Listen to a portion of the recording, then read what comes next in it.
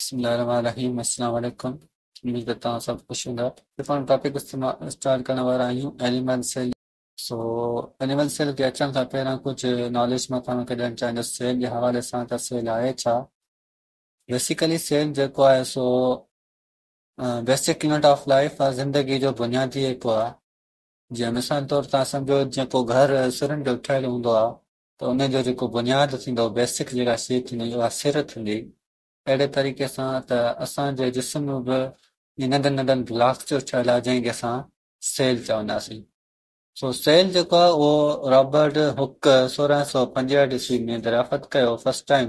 There are two kinds of cell, two two kinds अथसि। हिकिड़ा जेके आहिनि प्रोकैरियोटिक सेल, हिकिड़ा सेल जेके आहिनि सेल जा ॿ क़िस्म आहिनि। हिकिड़ो आहे प्रोकैरियोटिक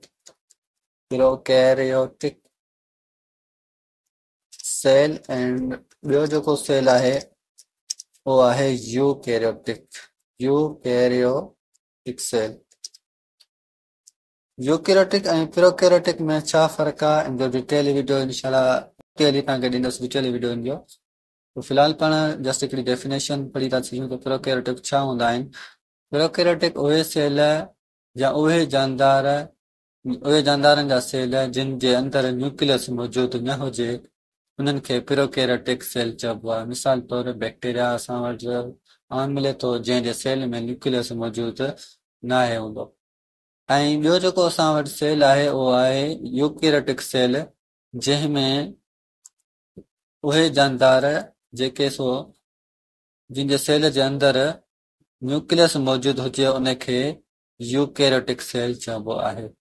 बेसिकली जेको लफ़्ज़ कैरियोन आहे, कैरियोन जेको लफ़्ज़ आहे उहो लफ़्ज़ कैरियोन जी माना आहे न्यूक्लियस। कैरियोन जी माना छा आहे? कैरियोन मीन्स न्यूक्लियस। तो इन जे करे प्रोकैरियोटिक सेल माना जिन सेलनि जे अंदरि न्यूक्लियस मौजूदु न हुजे उनखे प्रोकैरियोटिक सेल चइबो आहे।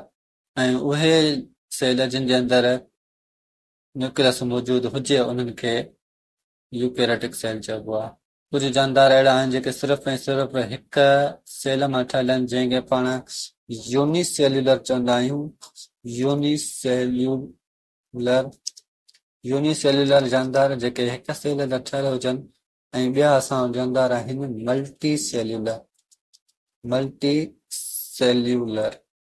मल्टीसेल्यूलर माना मोर देन वन सेल, हिक सेल खां वधीक सेल जंहिं जानदार में मौजूदु हुजनि उनखे मल्टी सेल्यूलर चइबो आहे।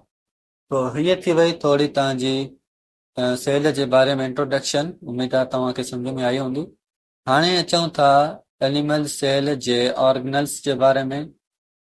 त बेसिक ऑर्गनल्स कहिड़ा आहिनि ऐं इन जो फंक्शन छा आहे, सो गौर सां ध्यानु ॾिजो ऐं इन्हनि शयुनि खे सुठे तरीक़े सां सम्झो। सभ खां पहिरीं आहे सेल मेम्ब्रेन, जेका सेल जी ॿाहिरीं लेयर आहे। ऐं हिकिड़ी ॿी पिक्चर तव्हांखे ॾसींदुसि। हीअ आहे हाणसो ही सेल आहे। हिन सेल जे अंदरि काफ़ी सारा ऑर्गनल्स मौजूदु आहिनि। हिनजी जेका हिकिड़ी ॿाहिरीं हिकिड़ी तव्हां लेयर ॾिसो था हिनखे सेल मेम्ब्रेन चइबो आहे। हिन लेयर खे सेल मेम्ब्रेन चइबो आहे। हीअ जेका लेयर सम्झो न, हिन लेयर खे सेल मेम्ब्रेन चइबो आहे। इहा प्रोटेक्शन लेयर आहे, प्रोटेक्ट कंदी आहे सेल खे। ऐं उन सां गॾोगॾु इहा सिलेक्टिवली परमिएबल आहे। मतिलबु उन में मुराद त शयूं जेके आहिनि से दाख़िल बि इन जे ज़रिए थींदियूं आहिनि ऐं शयूं ॿाहिरि बि जेके मटीरियल्स वग़ैरह हूंदा आहिनि उहे ॿाहिरि बि हिन जे ज़रिए वेंदा आहिनि। सो इहा सेल मेम्ब्रेन जो शइ ॾिसी सघो, ॿाहिरीं लेयर आहे, इनखे पाण सेल मेम्ब्रेन चवंदासीं। ठीकु आहे। सिंधीअ में हिनखे पाण जीभ गले जी झली बि चवंदा आहियूं। उन खां अलावा ही पिक्चर आहे पाण वटि। हिन में सेल जा जेको आहे सो काफ़ी सारा ऑर्गनल्स ॾिसण में अचनि पिया। हाणे हीअ तव्हांजी थी वई सेल मेम्ब्रेन। हीअ तव्हांजी जेका आहे सो सेल मेम्ब्रेन थी वई ऐं ही अंदरि हिन जा ऑर्गनल्स थी विया। स्लोली हिन ऑर्गनल्स खे पढ़ूं था, सो आई होप तव्हांखे सम्झ में ईंदा। अचूं था पाण हाणे ही तव्हांजी सेल मेम्ब्रेन थी वई। हीअ तव्हांजी थी वई सेल मेम्ब्रेन जेका असांजी ॿाहिरीं लेयर आहे, सिलेक्टिवली परमिएबल आहे। ऐं इहा एनिमल सेल जी ॿाहिरीं लेयर आहे ऐं प्लांट सेल जी अंदरी लेयर हूंदी आहे, छाकाणि त प्लांट सेल में ॿ लेयर हूंदियूं आहिनि, सेल मेम्ब्रेन ऐं सेल वॉल। उन खां पोइ पाण अचूं था मेन ऑर्गन हिकिड़ो ॿियो आहे जंहिंजो नालो आहे माइटोकॉन्ड्रिया। माइटोकॉन्ड्रिया माइटोकॉन्ड्रिया खे powerhouse of the cell चइबो आहे। माइटोकॉन्ड्रिया खे powerhouse of the cell चइबो आहे, मतिलब सेल जो बिजली घर आहे। सेल जे बिजली घर मां मुराद त ही सेल जी एनर्जी ठाहींदो आहे। सेल में मौजूदु सेल जेको कमु करे पियो उन सेल जे लाइ हिनखे एनर्जी खपे जेका माइटोकॉन्ड्रिया ठाहींदी आहे, ऐं हिन माइटोकॉन्ड्रिया जेका एनर्जी ठाहींदी आहे उहा एटीपी जे फॉर्म में ठाहींदी आहे। एटीपी जी फॉर्म में ठाहींदी आहे, जंहिंजो फुल फॉर्म आहे adeno try phosphate. Adeno try phosphate हिन जो फुल फॉर्म आहे। ऐं यादि रहे त हीअ एनर्जी ठाहींदी आहे, इहा ॻाल्हि बि ज़हन में रखिजो त हीअ छा कंदी आहे, प्रोड्यूस एनर्जी एटीपी जे फॉर्म में, जंहिंखे पाण एडिनो ट्राइफॉस्फेट बि चवंदा आहियूं। ठीकु आहे। अच्छा, अहिड़े तरीक़े सां कुझु ॿिया ऑर्गनल्स आहिनि, उन्हनि ते अचूं था। ॿिए नंबर ते पाण वटि ऑर्गनल्स आहे वैक्यूल। वैक्यूल जेको आहे सो हीअ असां वटि वैक्यूल मौजूदु आहे। वैक्यूल बेसिकली सेल जा जेके आहिनि सो खाल हूंदा आहिनि, सेल में पाणीअ वांगुरु हूंदा आहिनि, हीअ सभु ही वैक्यूल आहे। ही वैक्यूल ऐं तव्हांजो ही वैक्यूल, ही टे वैक्यूल आहिनि। एनिमल सेल जे अंदरि हिक खां वधीक वैक्यूल मौजूदु हूंदा आहिनि ऐं प्लांट सेल में सिर्फ़ु ऐं सिर्फ़ु हिकु ऐं वॾो जेको आहे सो वैक्यूल हूंदो आहे। वैक्यूल जो कमु छा आहे? वैक्यूल बेसिकली सेक लाइक स्ट्रक्चर आहे। सेक जी माना आहे थैली। थैलीअ नुमा स्ट्रक्चर आहे, हिन जे अंदरि पाणियाठ मौजूदु हूंदो आहे। हिकिड़ो ॿियो ऑर्गनल आहे जंहिंखे साइटोप्लाज़म चइबो आहे। बेसिकली जेको साइटोप्लाज़म आहे उहो सेल जो जेली लाइक सब्सटेंस हूंदो आहे। सेल में मौजूदु जेके बि ऑर्गनल्स हूंदा आहिनि उहे सभु हिन सां अटैच हूंदा आहिनि। साइटोप्लाज़म में जेके बि ऑर्गनल्स आहिनि इहे सभु जेको आहे सो गॾिजी, जेकॾहिं साइटोप्लाज़म न हुजे त इहे सभु गॾिजी वञनि, सो इहे सभु धार चंबड़िया पिया आहिनि हिकु जेलीनुमा स्ट्रक्चर में, जंहिंखे पाण साइटोप्लाज़म चवंदा आहियूं।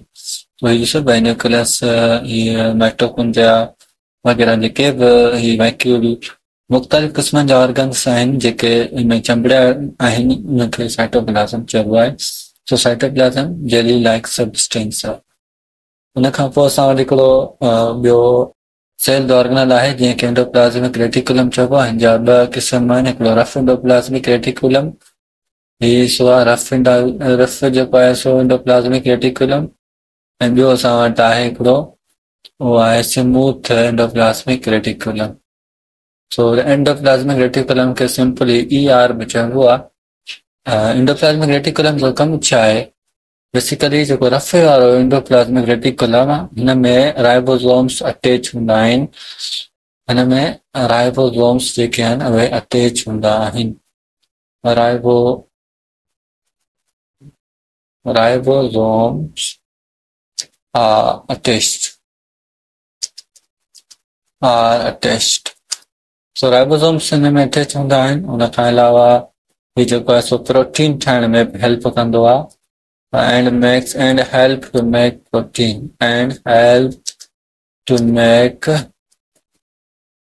protein। ठीकु आहे। उन खां पोइ जेको स्मूथ ER आहे, स्मूथ ER हीअ बेसिकली जेको आहे फैट ठाहिण ऐं हार्मफुल सब्सटेंस जेके आहिनि, नुक़सानकार जेके सब्सटेंस आहिनि, नुक़सानकार शयूं आहिनि, उन्हनि खे ख़तमु करण में हेल्प कंदो आहे। सो हिकिड़ो त हीउ जेको आहे फैट ठाहींदो आहे, मेक फैट। उन खां पोइ रिमूव हार्मफुल सब्सटेंस। हार्मफुल जी माना आहे नुक़सानकार। हार्मफुल सब्सटेंस जेके आहिनि उन्हनि खे रिमूव कंदो आहे स्मूथ एंडोप्लाज़मिक रेटिकुलम। इन खां पोइ असां अचूं था राइबोसोम ते। राइबोसोम हिकु सेल जो ऑर्गनल आहे जेको सेल जा प्रोटीन ठाहिण में हेल्प कंदो आहे। सो असां हिनखे चई सघूं था ribosome are the factory of proteins. यादि रहे त राइबोसोम जेको आहे एंडोप्लाज़्मिक रेटिकुलम में अटैच हूंदा आहिनि। अक्सर राइबोसोम जेके हूंदा आहिनि उहे एंडोप्लाज़्मिक रेटिकुलम में अटैच हूंदा आहिनि ऐं फैक्ट्री ऑफ प्रोटीन। उन खां पोइ ॿियो असां वटि हिकिड़ो ऑर्गेनल आहे सेल जे अंदरि गोल्जी बॉडीज़, जंहिंखे गोल्जी अपैरेटस बि चइबो आहे। ही सेल जा प्रोटीननि जा पैक ठाहींदो आहे। उन खां पोइ ही सेल जे अंदरि बि प्रोटीन मोकिलींदो आहे ऐं गॾोगॾु सेल जे ॿाहिरि बि प्रोटीन मोकिलींदो आहे। यादि रहे त हिनखे कैमिलो गोल्जी डिस्कवर कयो हो। कैमिलो गोल्जी हिकु साइंसदान जो नालो आहे जंहिंजे करे हिन जो नालो पियो आहे गोल्जी बॉडीज़, या हिनखे गोल्जी अपैरेटस बि चयो वेंदो आहे। पोइ हिन जो कमु आहे पैक्स ठाहिण। उन खां पोइ हीअ प्रोटीन जेके आहिनि सेल जे अंदरि ऐं सेल जे आउटसाइड ॿाहिरे पासे बि मोकिलींदो आहे। खां अलावा सेल जे अंदरि हिकिड़ो ॿियो ऑर्गेनल न्यूक्लियस मौजूदु हूंदो आहे जेको सॼो कंट्रोलर आहे। सॼे न्यूक्लियस सॼे सेल खे कंट्रोल कंदो आहे। न्यूक्लियस असां चई सघूं था controller of the cell, controller of the cell activities. Cell जूं जेके बि एक्टिविटीज़ आहिनि उन सभिनी खे कंट्रोल कंदो आहे। यादि रहे त न्यूक्लियस खे रॉबर्ट ब्राउन 1831 ईस्वी में दरियाफ़त कयो। हिकु ॿियो ऑर्गेनल न्यूक्लियस जे अंदरि मौजूदु हूंदो आहे जंहिंजो नालो आहे nucleolus. Nucleolus basically factory of ribosomes आहे। न्यूक्लियोलस छा आहे? Factory of ribosomes. जीअं राइबोसोम फैक्ट्री ऑफ प्रोटीन आहे, अहिड़े तरीक़े सां न्यूक्लियोलस वरी राइबोसोम ठाहींदो आहे ऐं इहो न्यूक्लियस जे अंदरि मौजूदु हूंदो आहे। अञा हिकिड़ो लास्ट ऑर्गेनल असांजे सेल जे अंदरि रहे थो, उहो आहे लाइज़ोसोम। लाइज़ोसोम जेको आहे सो वेस्ट जेको थींदो आहे सेल जे अंदरि उनखे स्टोर करे ऐं ख़ारिज कंदो आहे। अॻियों जेको असांजो टॉपिक आहे उहो आहे न्यूक्लियस जे बारे में। पाण न्यूक्लियस खे इंशाअल्लाह अञा वधीक डीप में पढ़ंदासीं। सो उमेद आहे कि त हीउ लेक्चर तव्हांखे सम्झ में आयो हूंदो। जेकॾहिं को क्वेश्चन आहे त तव्हां बिल्कुलु पुछी सघो था कमेंट में।